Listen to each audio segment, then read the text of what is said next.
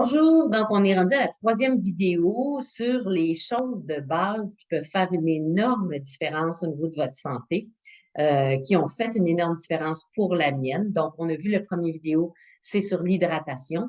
Alors, l'hydratation, malheureusement, nous sommes tous chroniquement déshydratés. Je partage dans cette vidéo-là les deux choses qui nous déshydratent le plus et comment se réhydrater selon trois choses très importantes qu'Anthony William partage. Toutes les informations que je vous partage viennent des informations qu'Anthony William partage.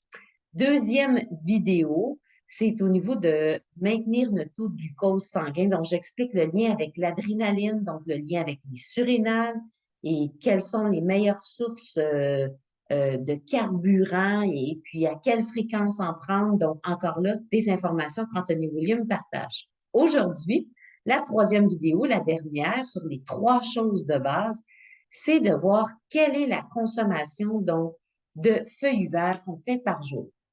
Alors ici, j'ai une laitue et puis ça, c'est une livre. Alors, ou 454 grammes.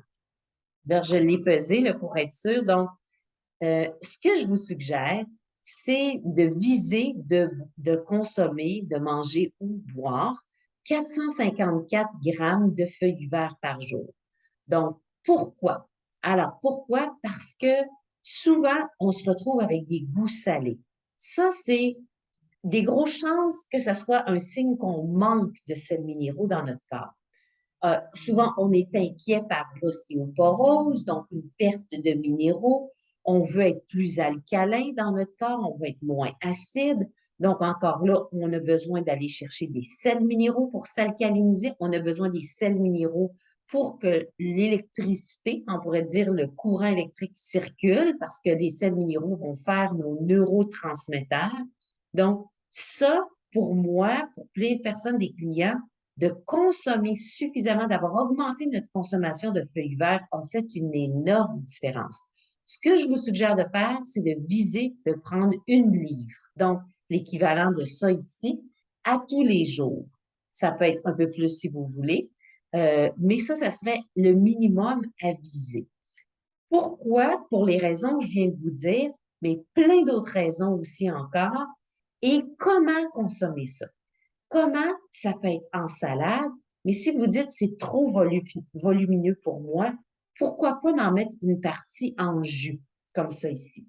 Si je mettais cette laitue-là en jus, que je passais ça dans mon extracteur à jus, et que je mettais une pomme ou deux pommes, un peu de gingembre, du citron, premièrement, ça serait délicieux. Je pourrais aussi rajouter d'autres feuilles vertes.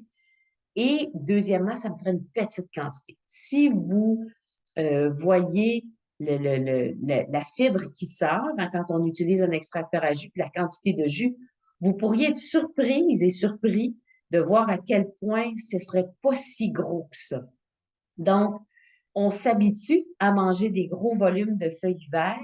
Oui, on peut se sentir un petit peu rempli ou bourré après coup, mais ça descend vite parce que ça se digère très, très vite.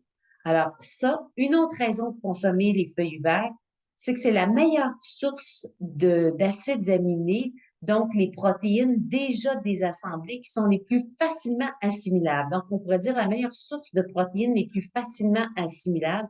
C'est aussi une des meilleures sources d'oméga 3. Donc, il y a toujours des traces d'oméga 3 dans tous les feuilles vertes. Alors, qu'est-ce qu'on rentre dans le feuille vert? Épinards, excellente source de feuilles vertes. Persil plat. Alors, le persil italien, le persil plat, c'est l'aliment le plus alcalin sur la planète. Excellent pour les gencives, pour les dents, excellent pour alcaliniser tous les systèmes de notre corps. Et ça, ces informations-là, ça vient entre autres de ce livre-là ici, sur le persil. Donc, on va rentrer la roquette aussi, qui est très, très bonne. Euh, Toutes les laitues, donc laitue romaine, laitue Boston, laitue frisée, laitue rouge.